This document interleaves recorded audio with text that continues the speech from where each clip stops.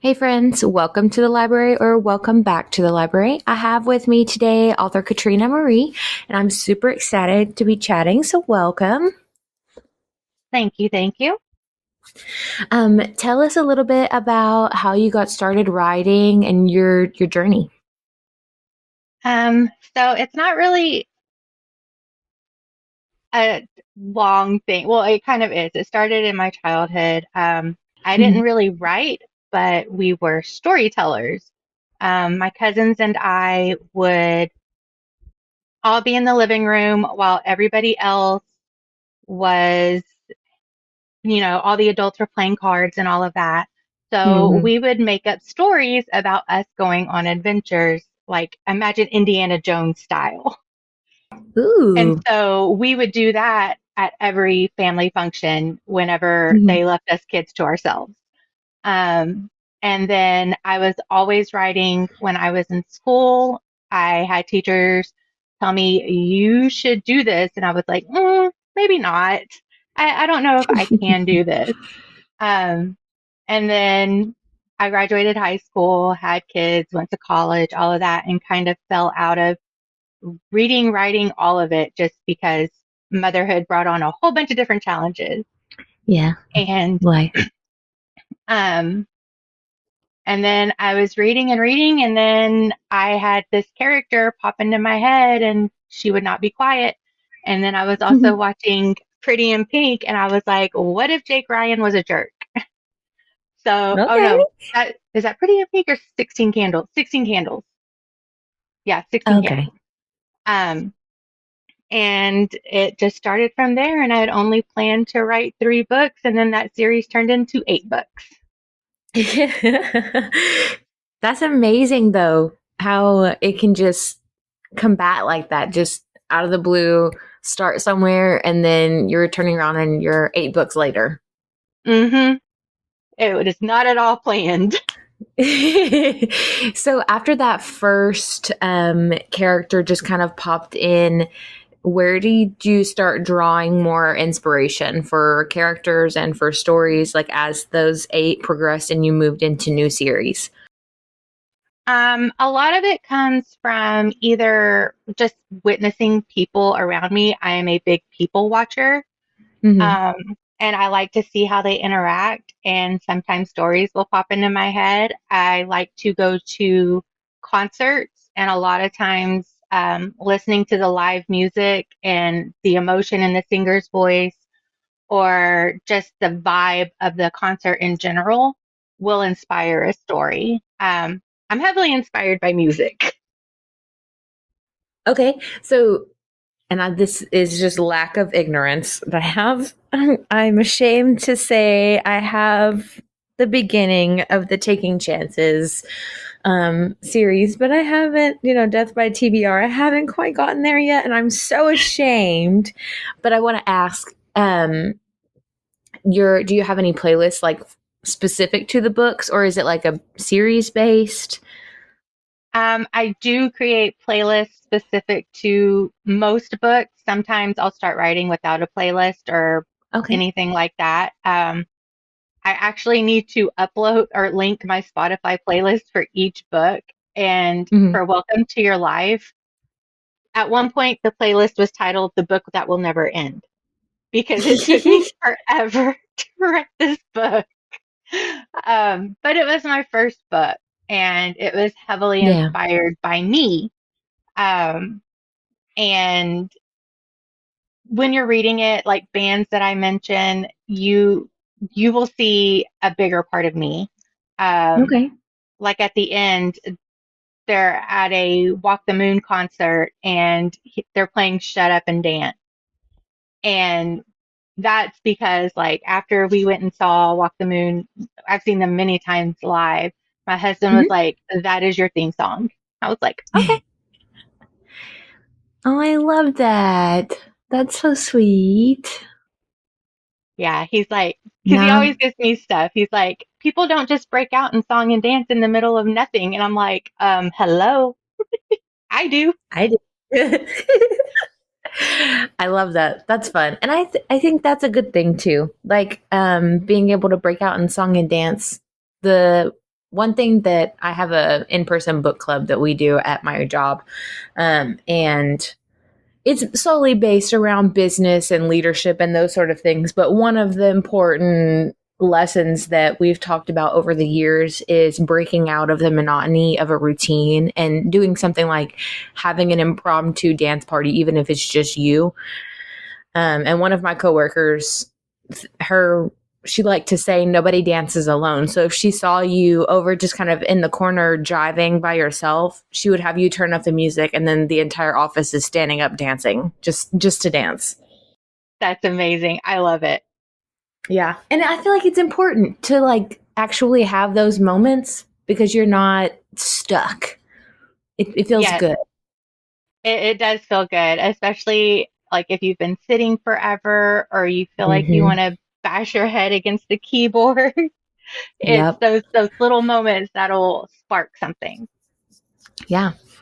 So, when it comes to your reading order, did you specifically want people to start with Welcome to Your Life and the Taking Chances series because it was written first, or did you have like a mastermind plan behind it?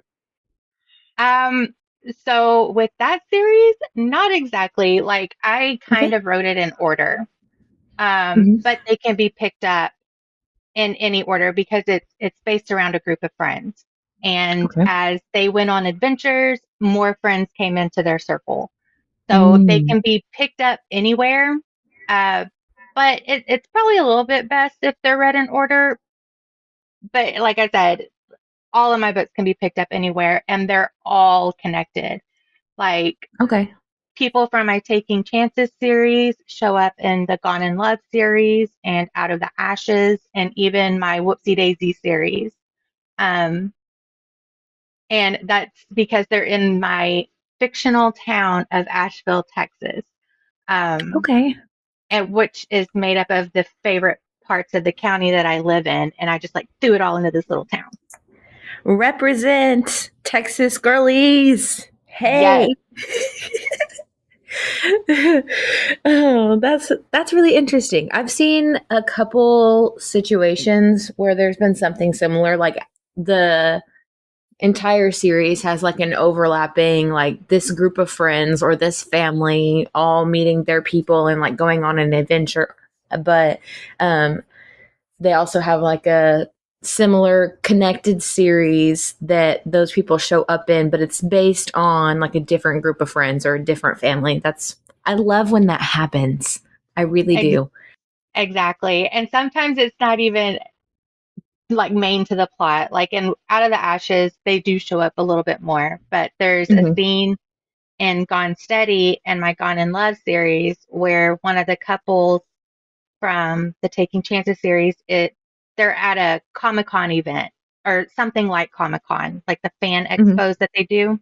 Yeah. And they have a tattoo alley, and one of the characters from the Taking Chances series is a tattoo artist. And he shows up, and my main character in that book is like, I have to get a tattoo at this thing because why not? And so he's the one who gives her the tattoo. I love that. First of all, tattoo expos in general, they are chaotic, just like book events. Oh, for sure. I'm like, I never, for some reason, like my journey with book events has not been great because I've only been to two, and that was one small one not far from me, and then I went to Readers Take Denver. So my ideas of book events are a little skewed, but that was chaos enough. And I've been to a couple different gun shows and tattoo expos. That's what's car shows. That's all what's really popular in East Texas, like Northeast Texas. So those things are chaotic. And then I got my piece into the book world and I was like, aw, it's just chaos but books. It's my place.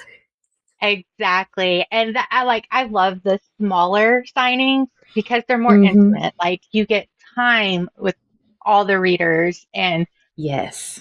I don't like being rushed because I have a tendency to go off on like squirrel A moments. tangent.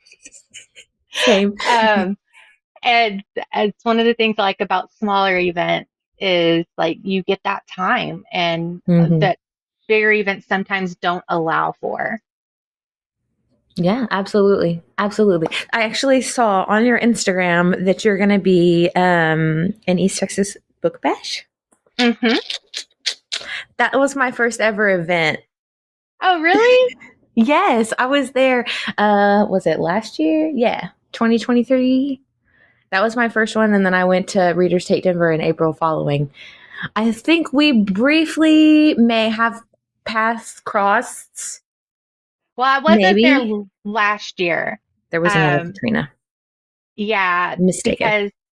because last year I had my daughter's in theater and it happened to be on the same day that she had an event and I was like, oh Hey. no. So she's only this age once. So I Yeah. always prioritize her things over events. And it's one of the reasons this year and going forward, I'm staying pretty local. Hmm. Um, and if not local to my area, just Texas and specifically. If I can drive there, I'm going. If I cannot drive there, it'll have to wait till she graduates. Yeah. And rightfully so. I mean, you're right. You're only this age once. You only get these opportunities with children and family once, and most of these book events happen a couple years in a row, so you have plenty of opportunity. They've been going on for a little while. Um, but yeah, I was really excited to see that because I was like, well, that's my deciding factor. I'm going. Yeah, I'm excited. It's been a couple of years since I've been to East Texas Book Bash because I went right before COVID happened. And then, Okay. everything was really weird after Yeah. COVID. And then last year, my daughter's event. So I'm excited to be going again this year. Yeah, I was when I went, of course, it was my first ever book event, and I chose a smaller event, which was smart. But I was still not prepared for how tight the space was going to be. So I walked Yes. in and I was like, I can't, I feel like I'm going to have to walk the same room like 4 times in order to actually talk to everyone. And I did not come prepared enough for this. My social meter was already halfway out for the day because I was just like, oh, it'll be really relaxed, really chill. It'll be fine. It'll be like a larger room so I can just kind of wander for a minute. It was not like that. That was okay. But now I am prepared and I spent probably 2 hours in there and then I was like, I have to tap out. Yeah, Too much. I understand that. I, whenever it starts looking, because I am a socially awkward person, and Mm. my best friend, she's usually my assistant at signings. And when she can tell that I'm on the verge of like completely freaking out, she's like, go take a restroom break. I've got this. Yeah. And see, I feel for authors whenever they go to these events because, like, we have the opportunity to walk away, and most of the time, you guys don't. Like, you're crowded the entire time. And it just makes my Yeah, heart hurt because I'm like, they're people too. Let them eat, let them breathe, let them go to the restroom. it's easier for extroverted people. Yeah. I'm typically introverted. My daughter told me the other night, she's like, you are an extroverted introvert. She's like, get you with the right group of people and you are fine. Mm. Hmm. Yeah. So we talked a little bit about your inspirations, and we've got some other things. Um, I was looking at yours. You've kind of ranged a bit between the different, I would say, subgenres. So, like, you've got a little bit of new adult, a little bit of rom com, a couple holidays, and then you've got a couple sports romance as well. When you're looking at writing each of these, do you have to like shift your mindset any in order to get in them? Because you have quite a bit of small town across the platform. Yeah, a little bit. I generally like writing small town the best. Mhm. I have a couple of books set in the city. The sports ones were interesting to write.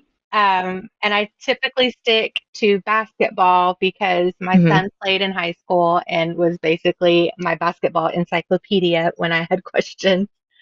Um, and So I typically stuck to basketball. Yeah, Baseball and Broadway, I co-wrote with CL King, and she handled the baseball part gotcha. because I was like, I know nothing about this sport, like absolutely zero. It's not something I watch, so I have no idea what's going on here.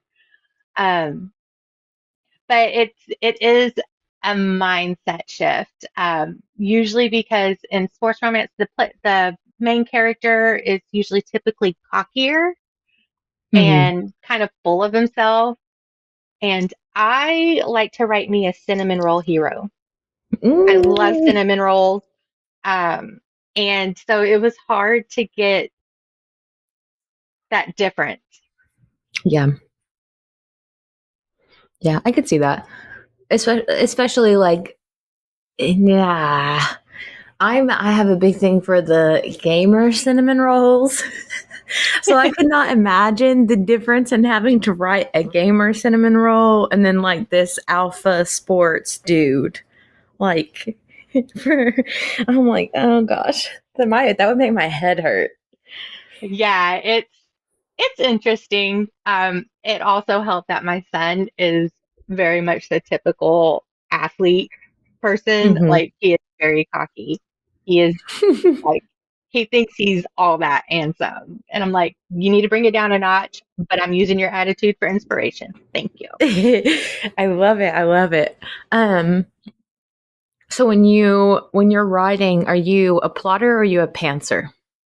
I am a pantser. Um, it sometimes bites me in the butt, and I have to go back and fix things. Hmm. But I usually know like the beginning, sometimes the middle, very rarely the end. Because when I do think I know the end, my characters are like, nope, that's not what we're doing. Sorry. Yeah. So outside of the first one, when it comes to the series in whole, do you typically have like an outlining of like who's going to be with who, or is it the same situation of like they just kind of randomly pop up? I typically know who my base characters are going to be, like, because Okay. that's going to signify how long my series is, unless Yeah. another character shows up and demands some screen time. And then I'm like, okay, so we're adding another book. Got you. I guess. Like, here we go. Yeah, I'm like, wasn't planning on you. Nice to meet you. Tell me about yourself. That's fun. That's fun. So, I'm looking at your Instagram currently because I like to have a little bit of basis as I'm it shows Whoopsie Daisy holiday novella for December. Is this still happening? That one, Yay. if I can squeeze it in, it might happen. It may not be a novella. It may end up just being a short story. Okay. Um, I haven't decided yet. I had planned to have it already done, but Mhm. August and September, and actually this month, have been bananas with Yeah. school and everything else. So I haven't gotten as much writing time as I had hoped. But Mhm. we're down from volleyball and theater to just theater. So that should help a little bit. Yeah. That's fun though. Oh my goodness. I remember those days. Yeah, Myself. I don't have any kids, but myself. it's definitely a lot of fun. And I like that she likes to stay busy because I was the same way in high school. I was in all the things. Yeah.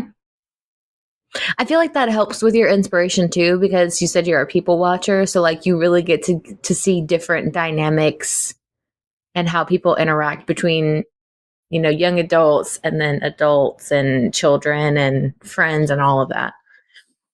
Absolutely. Especially because I do have a few like single parent romances Yeah. in my catalog. And like I know my interactions with my kids, but I like to see how other parents interact with their children because a lot of the time it's completely different than mine. Hmm. Um, And it's good to see those dynamics. That way I'm not writing like the exact same dynamic over and over and over again. Yeah, absolutely.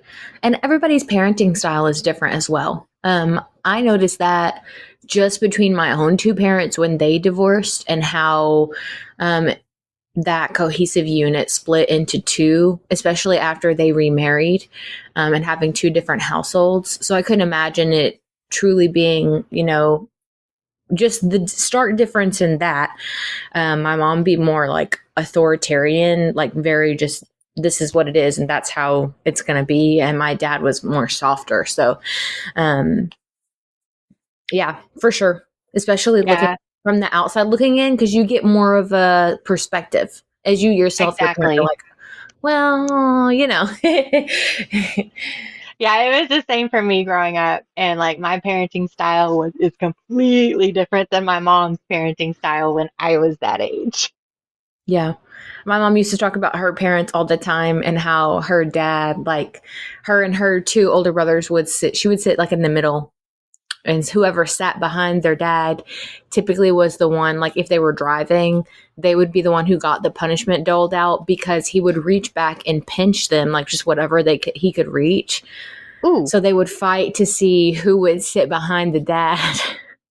And I'm just like, you would have never done that. You would have just pulled the car over. Like, but yeah. just, I'm also thinking like my dad drove most of the time. So my mom would have just turned around and taken care of it too. I mean, it was just one of those. It was all a little bit different, but yeah, Yeah, no, I get very that. interesting. Yeah, my mom was definitely tougher on me than I probably am on my kids. Um, Yeah. but it helps in weaving all those into the stories because just because that's the way I was raised doesn't mean that's the way I have to raise my kids. And it's the same with my characters. I try to give Yeah, them that little bit of nuance because some of them do come from divorced parents, some of them don't. Um, and it's nice to weave that in. absolutely. It forms a lot of character development too. Backgrounds help getting to know how people function from their childhood, and that's why they act the way they do now, or why they can't, be around certain things, talk about certain things, etc. And it helps to give you a wide cast as well. Okay, is that novella what is currently your work in progress, or do you have something else you're working on? I'm actually Or, working on two different things. Um, Ooh. I am writing the fourth book in the Whoopsie Daisy series. Okay, It starts as a one night stand, but not in the way that one night stands typically go. I'm Um, listening. she's like, okay, I am taking you home with me. And so he goes to her house with her and she's like, okay, let's do this. And he's like, yo, put on the brakes. I am not that type of guy. We can hang out, we can talk, we can play video games, but we're not doing that. And she's like, oh, this is weird. I don't know how to feel about this. And that's kind of how they meet. He's a roadie for a band that's mentioned in my Gone in Love series. Mm, And so he shows up in this town a lot because those characters are in Asheville a lot. And yeah. they just like, they come and play pop up shows whenever they don't have anything else to do. They're like, we're just going to show up. And it brings in people to the Out of the Ashes bar. And yeah, he's kind of there. Not accidentally knocks her phone out of her hand, and she's dealing with a bunch of stuff because she's one of six siblings. Yeah. And she will actually be leading into my next series, which is Ooh, about a family-owned winery. Um, yay. and I cannot wait to get to that series because I'm loving the way those characters are already kind of talking and differentiating themselves. And I've never, okay, this is going to sound really bad. Most of my characters don't have siblings. Most of them are only children. Some of them do, but That's most of them don't. okay. And I am one of six siblings. Uh So, huh. like, I can, I feel like I'm perfect to write this type of dynamic because my siblings and I are all completely different, and it'll be fun to write so many um, siblings and sibling dynamics, how they differ between each one, Yeah, um, absolutely. and handling the business because my main character, Paula, in Fabricated Love, does not want to. She's like, I don't know why y'all think I want to do this. I've told y'all I don't. Why do you keep trying to rope me in? And this is actually going to be also a fake dating story because they go on a yearly like family vacation, and this is the one that they're using to try to really cement her in the family business, even though she doesn't want to. And she's like, well, if I'm going to have to go on this week-long thing and suffer, I'm taking somebody with me. And she takes this guy that she met because she runs into him again. And she's Mm. like, you know what? Me and you vibe. You've already said how you feel, so there's no way I can catch feelings because we're not doing anything physical. And like we all know that's gonna Oh, change. So it's gonna be fun because like I'm just throwing this guy into this sibling bickering that's gonna be happening over this vacation. oh my gosh. I myself have two blood siblings, two step siblings. So I have four siblings. And it is just a very interesting dynamic when you have siblings, especially when you have large age gap siblings. Oh So yeah. me, I'm the oldest, and I'm only 24. And my little sister is 3 years younger than me. And the next in line is my brother, and he's just a year younger than her. So there's only 4 years between the three of us. But then I'm pretty sure, and it has been a while since they've been around, since they moved to another state right after my brother, or right before my brother graduated high school. So I don't exactly remember how old they are, but I'm pretty sure there's a near 10-year age gap between me and my oldest stepbrother. Like he's maybe 16, so 8 years. Yeah, I've And got you I'm beat. just like I'm just like over here cringing because I'm like, they're in high school. Yeah, I'm the second oldest out of my dad's kids, but the oldest with my mom. Hmm. But my youngest sister is 15 and I am almost 40. It's so different. And she's Like, always like, "You can't be mean to me." I was like, "Yes, I can. You are my sister. mm-hmm. I have that Yep, yep. privilege."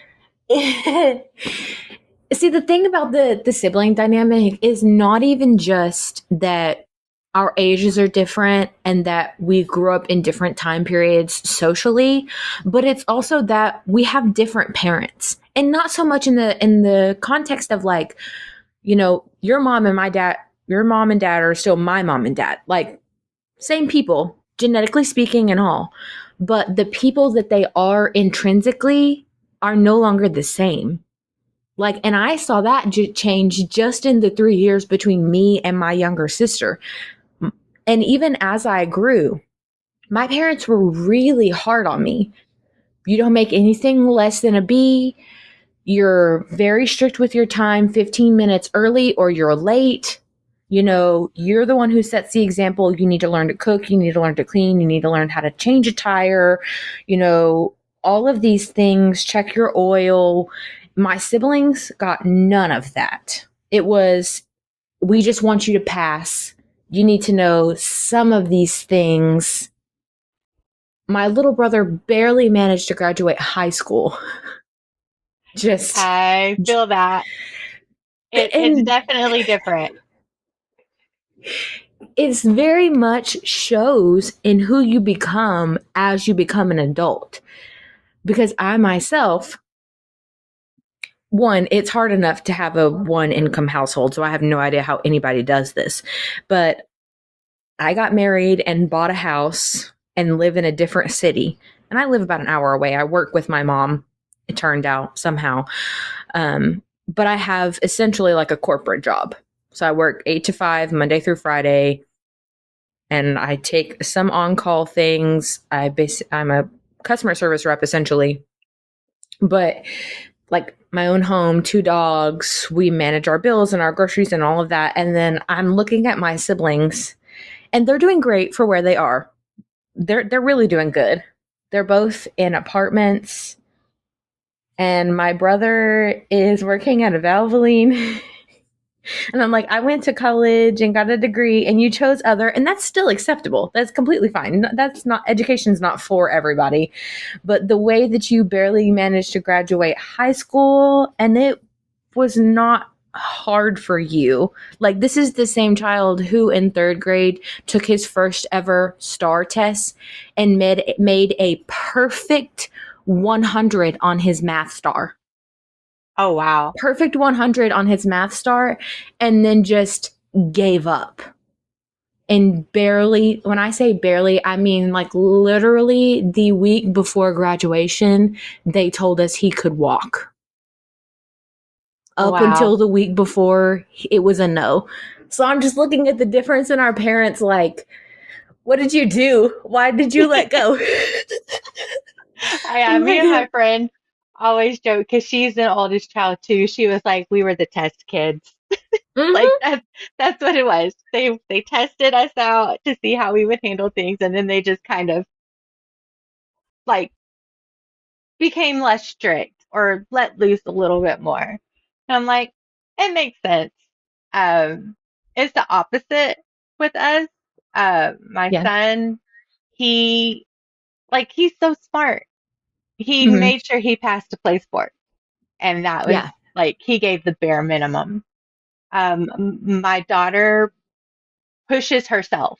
She's like, I have all these expectations. I'm like, I didn't put those expectations on you. B's are fine. C's are fine if it's the Mm-hmm. class you're struggling in. Like, calm Yeah. down. She's like, I need to be the best. I'm like, you need to calm down. It's what you need to do. Mm-hmm. So like but she excels when she applies that pressure to herself. And I'm like, okay, go you. She's like, you do the same thing. You procrastinate and procrastinate. And then when you have to hit that deadline and get that book to your editor, you spit out the words like nobody's business. And I'm like, okay, Yeah, yeah. So mom. maybe you got some of that from me. She's like, yeah, mom, look at where it came from. Basically. That's funny. But I go through all of that to say, like, the parents that I had, I started out with a 17 and 19-year-old parents. I started out with teenage parents who I grew with, and they were strict because they didn't want me to follow. They wanted me to go through college and not struggle the same way they did when they first had me, and be able to plant myself a little bit more steady before I decided to, marry and or have a kid or whatever it is I chose to do. Whereas by the time my siblings came along, they were already in their mid 20s and were a little more stable. My dad had his stuff together because he wasn't all that great when I was born. But so them already having something stable and then moving throughout the years, they divorced when I was 13. And so I was already at a point where I was maturing and helping around the house enough that when they split, I took up a lot of that responsibility between 13 to 16. And when I started driving, it was like I was the sole, you can do whatever you want as long as your sister will take you, as long as she'll pick you up, as long as she's available to do XYZ with you. So I basically became the parent. And it was like, at that point, my dad was already looking to move another state. And he was just like, well, why do you guys need me, essentially? And he let go, and then my brother fell off. And that's kind of how that happened. It was like, because he decided that what it felt like was he decided that his wife, when he remarried, and his 2 stepsons were more important than us, which was not the case.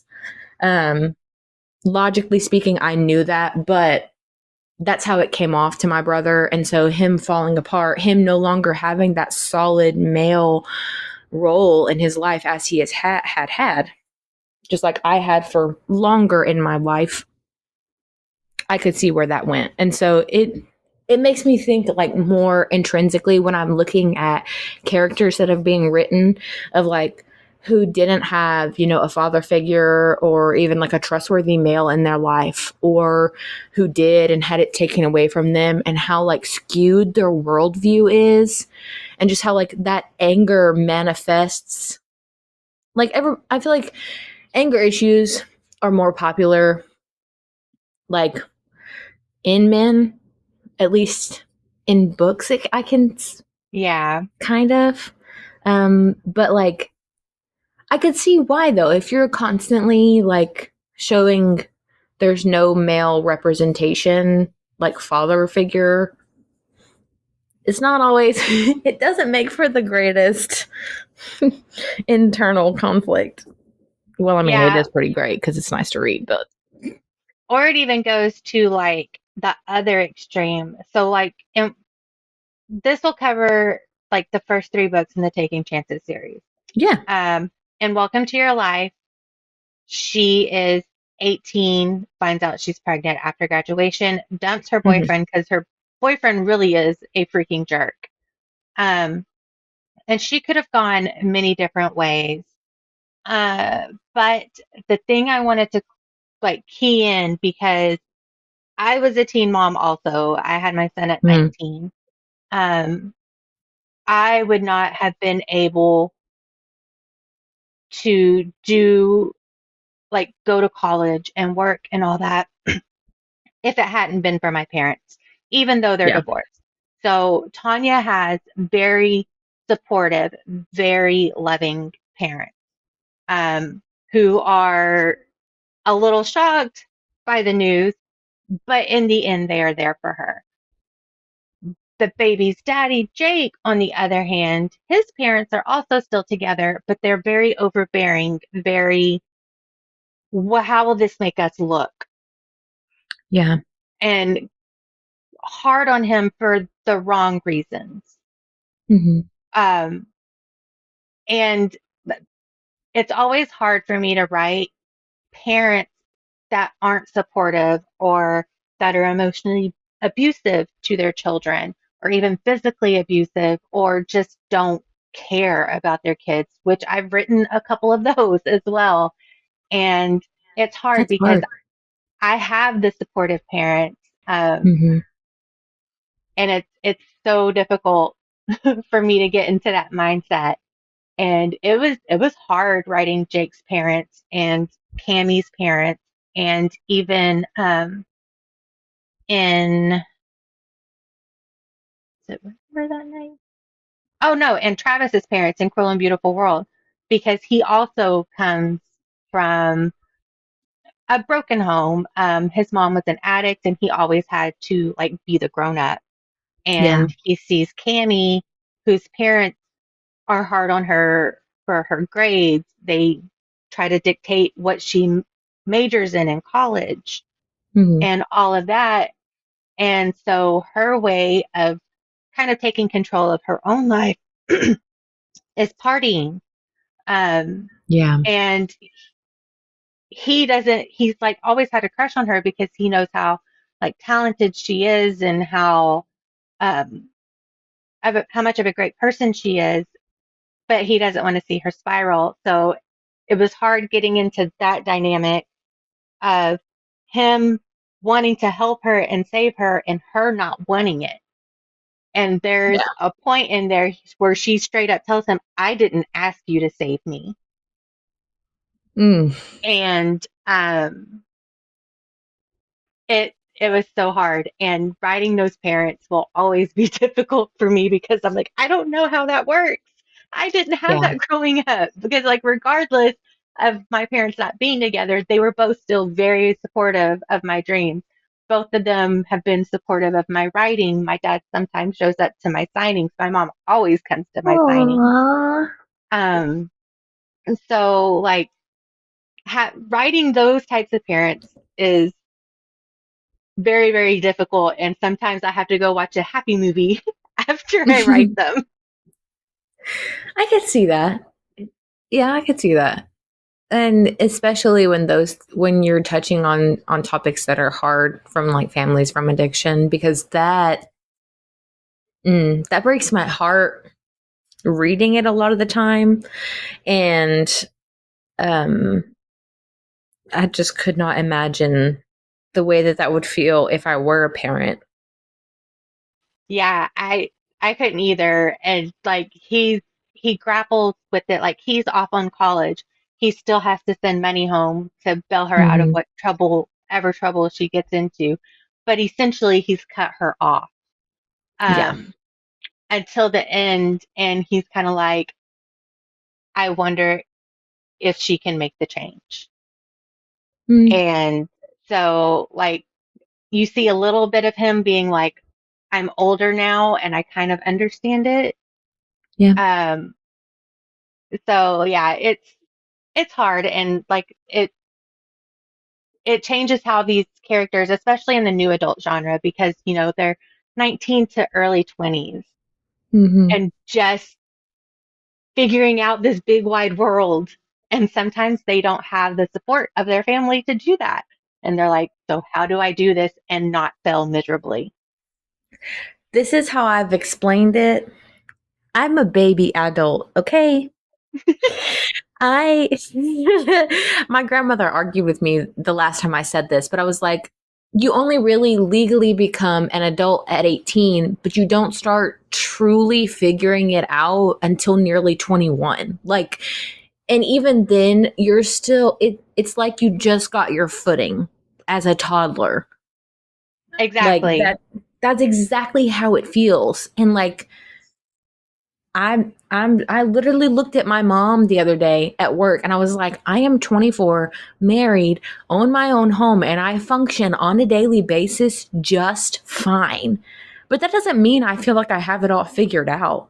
Like, yeah, I've got these physical things and I've got these accomplishments, but that doesn't necessarily mean that I know how to handle, like, for example, it's very easy to Google if something breaks in your household, but for the life of me, I was trying to put up curtains the other day in my front den, and whoever put up the curtains that was there before we bought the house screwed in the bracketry sideways. So the hole is crooked. And it bothers me that I can't put a new set of curtains up because not only is the hole crooked, but the new screw is longer. So then I'm like, how in the world? Like, what do I do? Like, I'm sitting there, like, staring at it, like, this is not going to best me. It did best me. I ended up putting the drill down and I was just like, my husband's going to have to figure it out. But Yeah, I usually leave all that to him, mostly because he says I put things up crooked, so he takes care of it. But like my daughter, she wanted a light in her closet, and I was like, okay, go ask her dad and see what we can Mhm. figure out. And she was like, no, I'm not gonna wait. So she took a screwdriver and drilled it, like made a hole through the wall and ran a plug to a lamp and put it in her closet. I'm like, I'm not worried All about you, right. kid. You got this. Goodness. But yeah, I could totally see how all of that is because like baby adults. That's really what we are, is baby adults. Like we're just and even then, I don't know that you ever really figure out at like as you get older, honestly, because there are a lot of people that I'm talking to, they're like, yeah, I'm in my 30s or yeah, I'm in my 40s. And they're just like, I don't have any idea.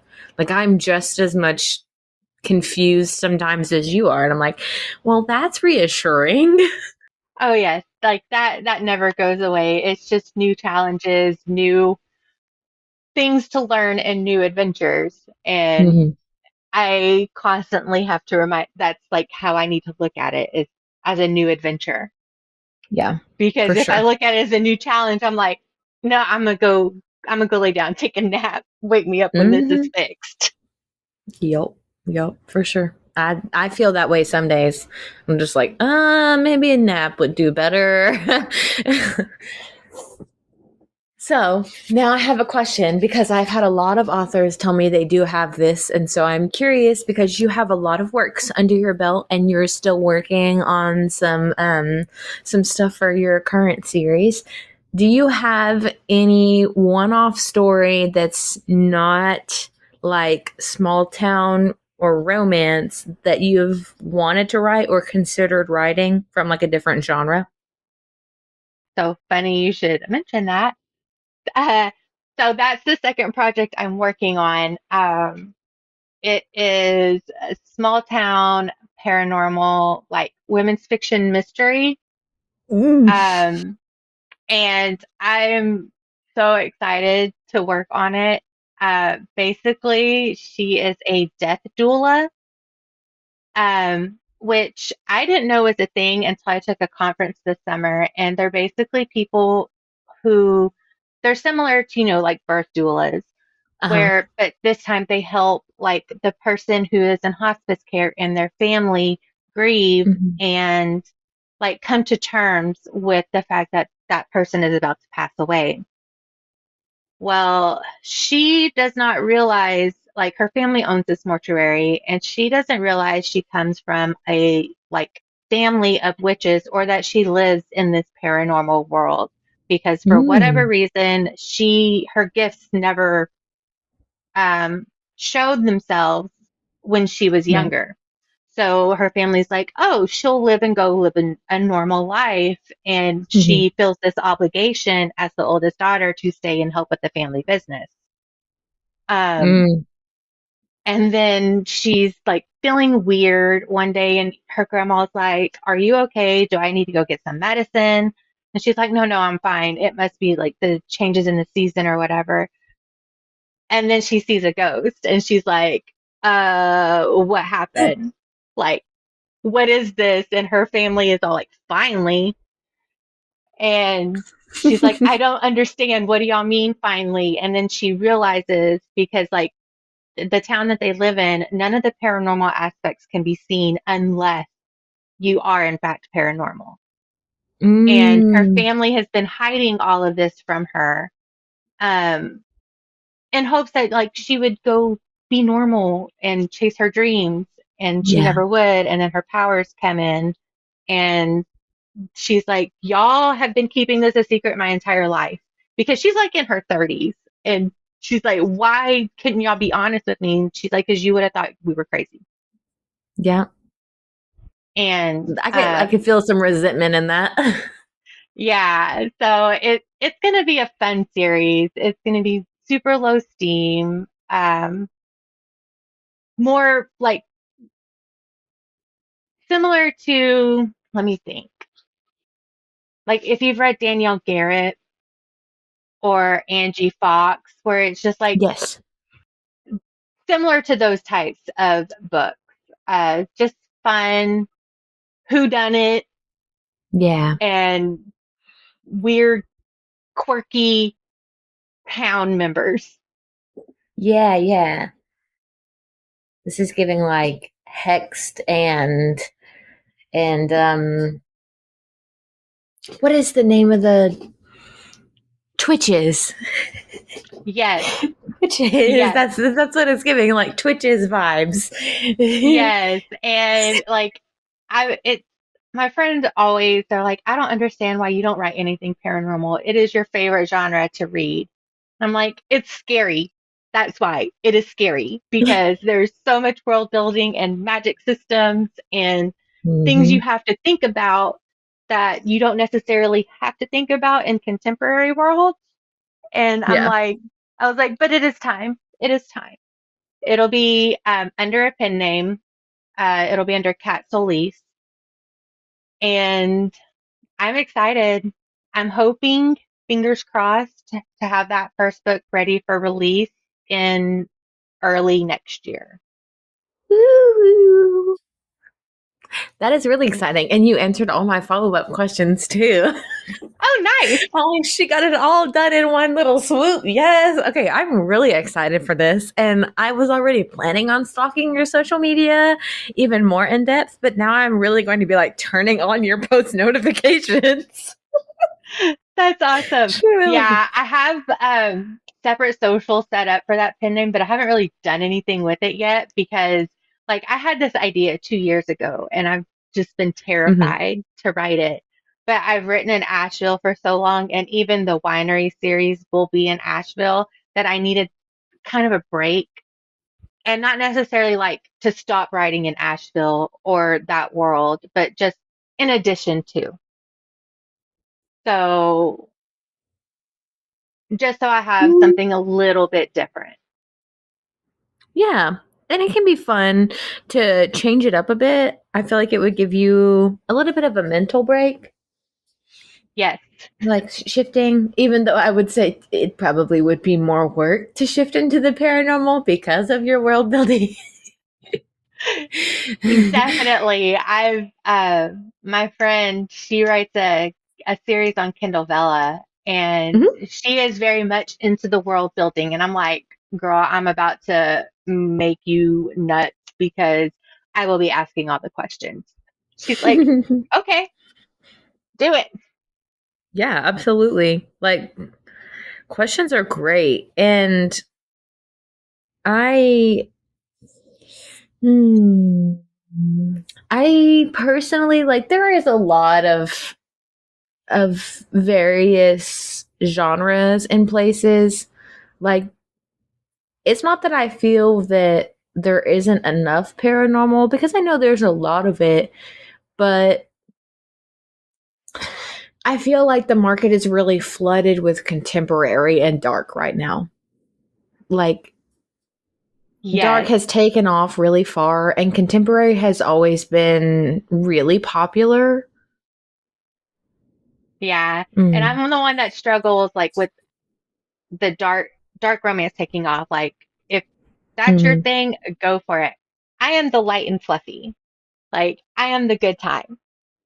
So I always Yeah. tell people like when you've read a bunch of dark romance in the row, you can come over to me and I will make you laugh and giggle because that is where I'm at. I'm the bubbly fun. Yes, and I love it because everybody needs that bubbly fun. Everybody needs it. And there is nothing wrong with being that person. Exactly. Exactly. And it does make it harder to like kind of market because like I'm not even Mhm. super steamy contemporary romance. I'm medium Yeah. steam to low steam. My taking chances is no steam, but they cuss like sailors. Um, Mm. I say it's no steam, but it's also like there's some fades about black and closed door. I think Mhm. in My Only Wish Is You, which is a Christmas novella within the Taking Chances world, like they're getting it on, and he's like downstairs, and because he's home for college, and his mom walks into the room with and this girl is like completely mortified. She's like, "Oh my God." And he's like, Your mom's "Mom, here. get out."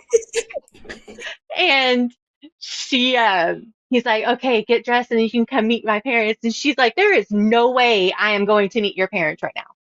Like zero. Your mom just walked in on this.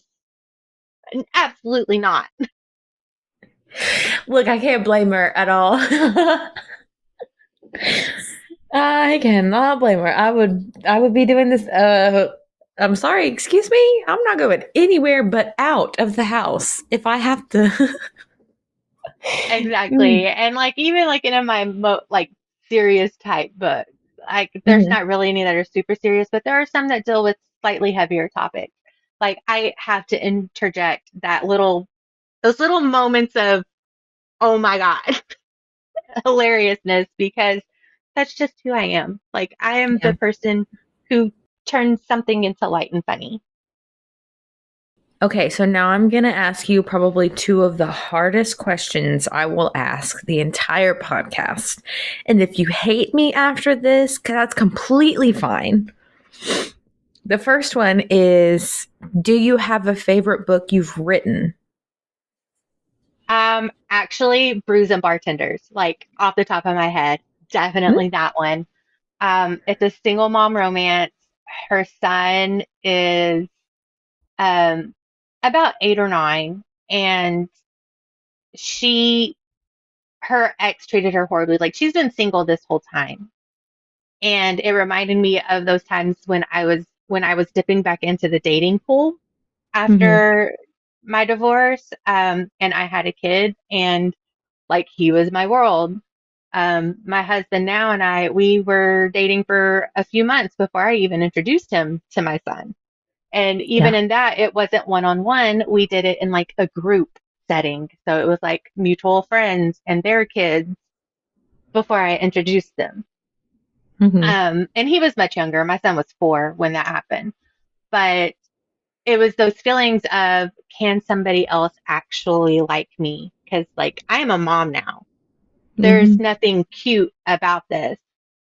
Um, and the bartender at Out of the Ashes has had a crush on her and has always had a crush on her since she comes in every week with her friends for girls' night.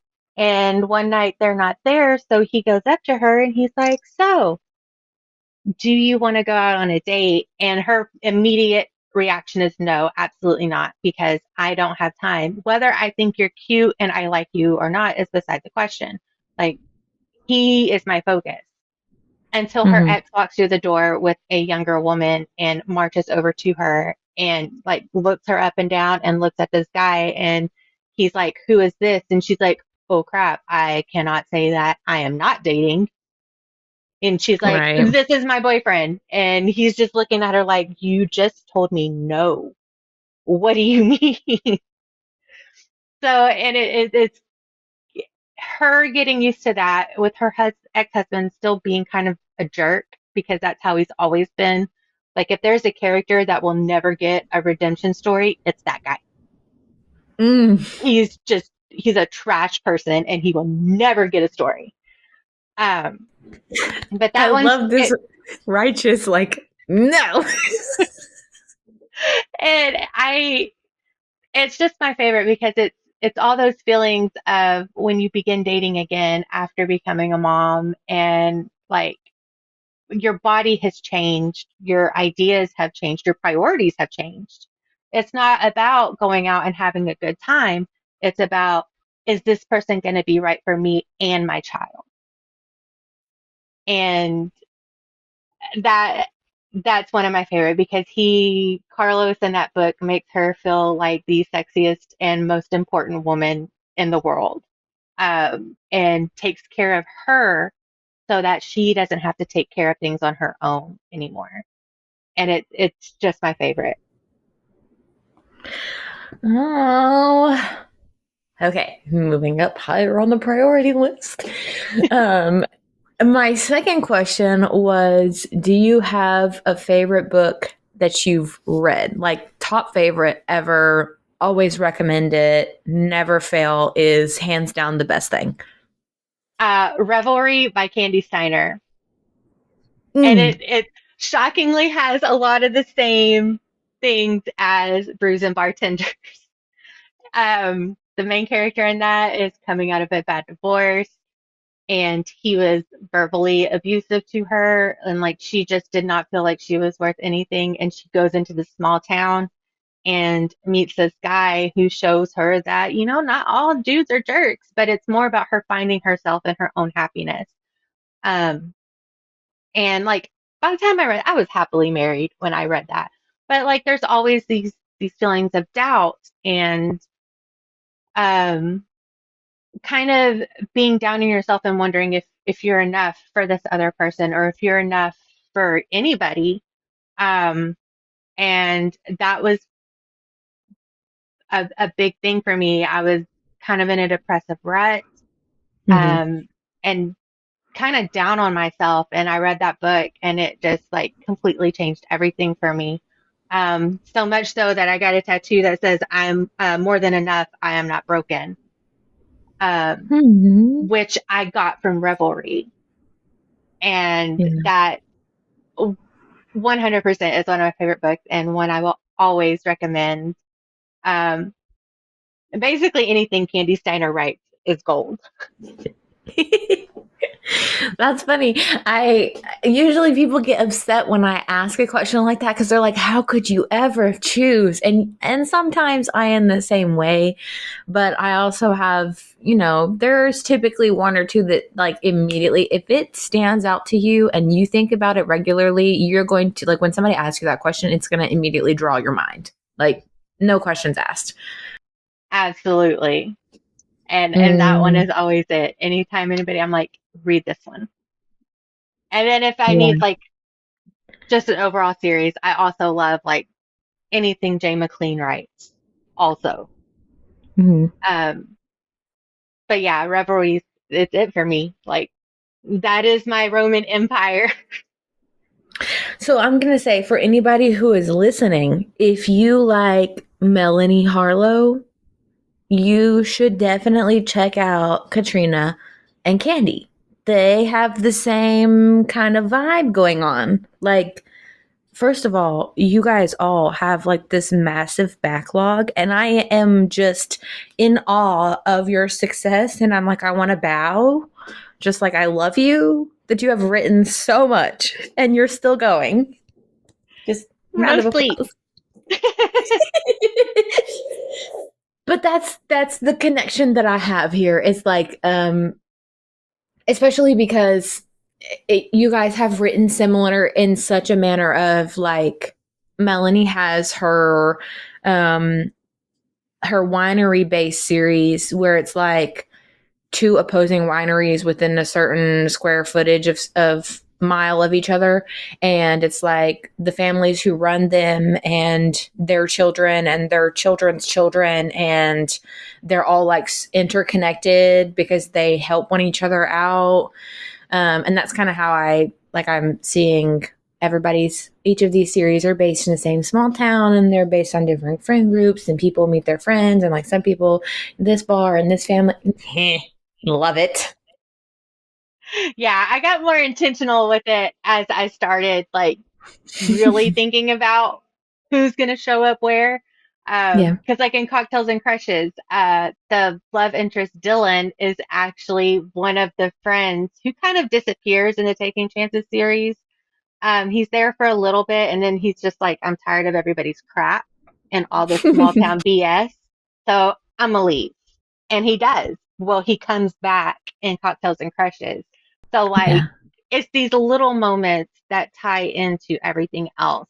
Even in Big Baller, where it's set in like the cocky hero world, Hmm.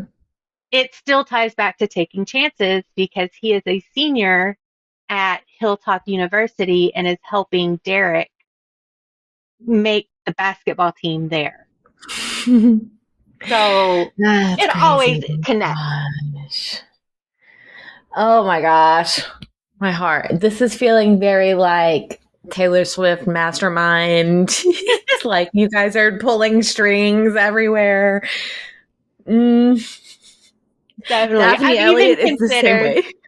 how I'm going to tie, even like with my pen name, I might Mhm. find some way to tie something from one of those series. Like maybe they stop in this town on a road trip or something. I don't know. I haven't gotten that far, but Oh my gosh. I'm sure there's going to be some little bit of crossover somewhere. Yeah, because like that would be an opportunity missed. Absolutely. We got to plug when we can. Oh my gosh. That would be so much fun. Now I'm just in here thinking about all the things that I'm going to have to add to my TBR, which I already feel like is crushing me. Oh, I feel you. I have like stacks on stacks. I've got bedside TBR, Kindle TBR, audio And TBR. There's books everywhere. then on top of that, I've been ARC reading and I may or may not have signed up for too many, getting a little excited because of threads. I feel that. I feel that. I'm like, I know okay, listen, listen, self, no more. my author friends will be like, "Do y'all want to arc of my book?" I'm like, "I'll just buy it on release day because I do not have time right now." Honestly, that, yeah. I think you have blown my mind, and I am about out of questions. That's a good thing, I think. It is definitely a good thing. I'm sitting here thinking, like, what do I do? I'm it's just in awe. One of those. I sometimes I feel like my conversations are a little like stressed, just because there are people that are a little more like strict on their responses and they're really hard to talk to. And then there are people like you, and it just kind of flows really easy. And so we're laughing and we're talking, and I'm just like, we get to the end, and I'm here like, did I have any more questions? Do I need to keep going? Has enough Oh time no. elapsed?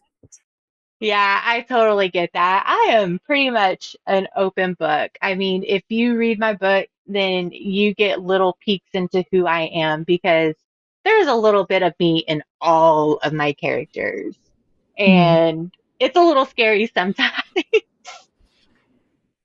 I can understand that. You have to be a certain level of vulnerable to admit that. And I mean, while I think that very obviously authors pull, from my conversations at least, they pull inspiration from people they talk to, people they've witnessed, friends, family, themselves. I do feel like a lot of it is probably intrinsic. Like you yourself, it's a therapy thing. Like, so you're putting pieces of yourself and pieces of your family and things that you've experienced into your stories. Like, especially as life goes on, there's no way that your real life things would not bleed into what you're writing. Exactly.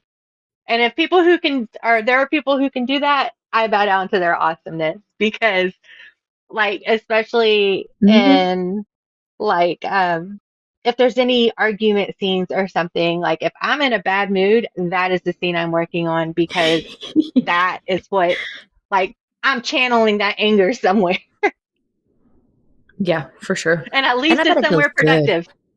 What? Yes. Yeah.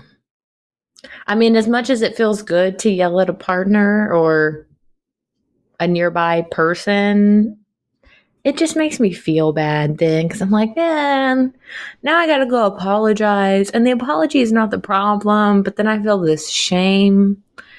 And that Yep. shame is what hurts so much. Yes. Like, dang.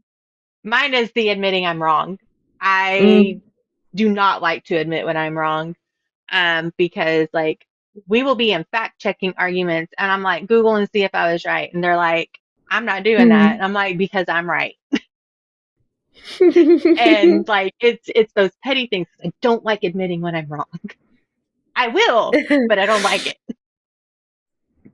Oh, goodness, that's funny. All right. I will make sure I get everything we mentioned, including all of your socials. I like to put all the books and authors that we talk about in the show notes, as well as your information. Is there any final notes, anything special you have going on aside from East Texas Book Bash that you would like to let the readers know about? Um, I'm doing an event next Saturday. If you're in the Dallas area, there's a winery about 30 minutes south called Sugar Ridge Winery, and they do a Mm. ladies event, a ladies day event twice a year, and this is one of my favorite events to do because like it's super laid back, super chill. The wine is amazing, and it's just a good time. Um, I also am doing pre-orders for the Gone in Love anniversary editions, which I know we didn't talk much about that series, but it's my rom-com series. Yay. Um, and those pre-orders are open for another week. They've got foiled covers, printed edges or color printed edges, character art that I have for Gone Country, and then bookmarks Mm. specific to this. Lots of Um, goodies. and then yeah, I have some fun stuff coming up on uh for Black Friday, and then I have some things for my newsletter in December. So if you want to get in on those goodies, because there will be free things, just sign up for my newsletter. Um, and Yes. You'll have those coming up in December. Basically, it's going to be a freebie every week of December. And Mm. it's just in case like I don't get that holiday story written. Mm. And so that I like to give my readers things. Yeah. It's fun for me and for them.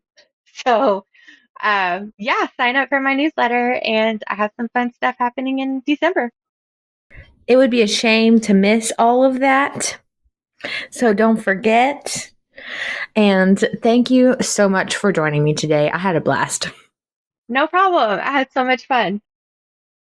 Hey friends, don't forget to check out our Facebook group and our Instagram page at Fictions and Friends Podcast for a lovely paperback giveaway that Miss Katrina has so kindly agreed to do for us. You can enter on both Facebook and Instagram and get a chance at your choice of either the discreet or the people cover of Cocktails and Crushes. Giveaway is open until November 8th.